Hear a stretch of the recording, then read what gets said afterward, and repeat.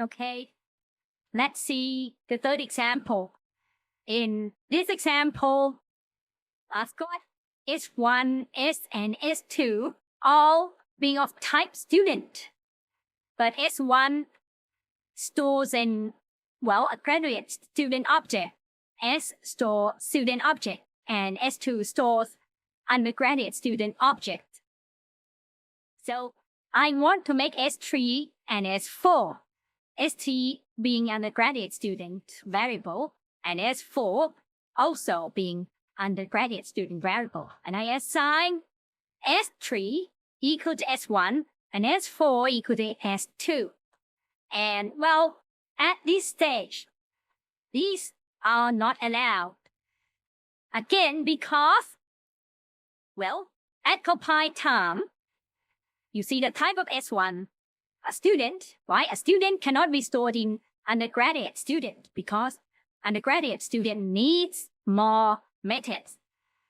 So can't be done. The same goes for S2 and S4. S2 is, at compile time, we see only the type. So it's a student. So it can't be stored in undergraduate student variable. Or otherwise, S4 will not work. So it detects this as compile time. So if we want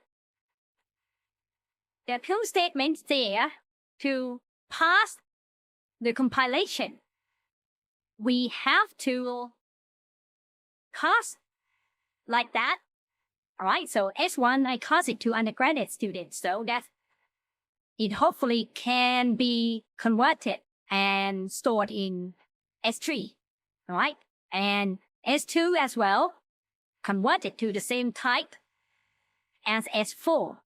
So S4 can be used to store the thing that S2 store.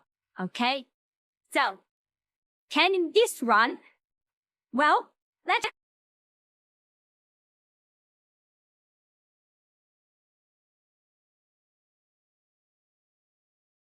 right, it doesn't.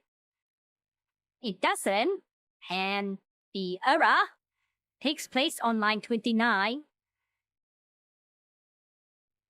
29 is this one. Right? It says graduate student cannot be cast to undergraduate student.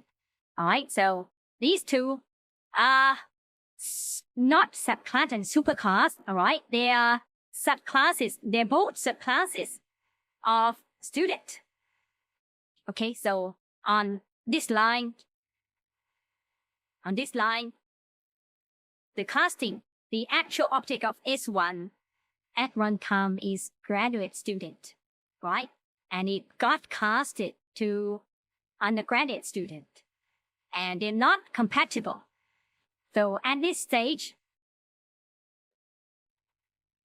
the runtime system fails, right? So it fails there. And the fail is here. It's not related to the type of S3, all right? Not related to the type of S3.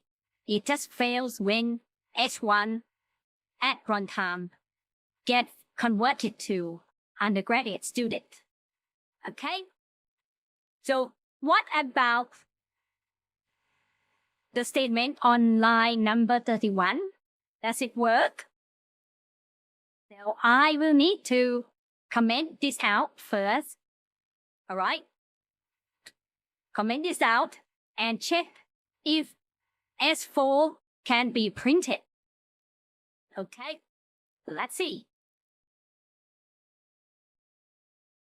Yes, it can be printed. Undergraduate student boy. Okay? This one can run because,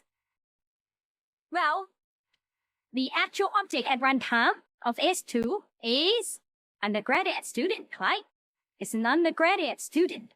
So at runtime, it can be casted to undergraduate student, and therefore can be stored at undergraduate student variable. So this is fine. All right, this is fine. And the print name check the type. Okay, this undergraduate student has print name and it checks the actual object, which is, well, the actual object is from S2, which is undergraduate student. Okay, so the actual object gives us the print of undergraduate student. But, okay, as shown here. So this is our third example. All right.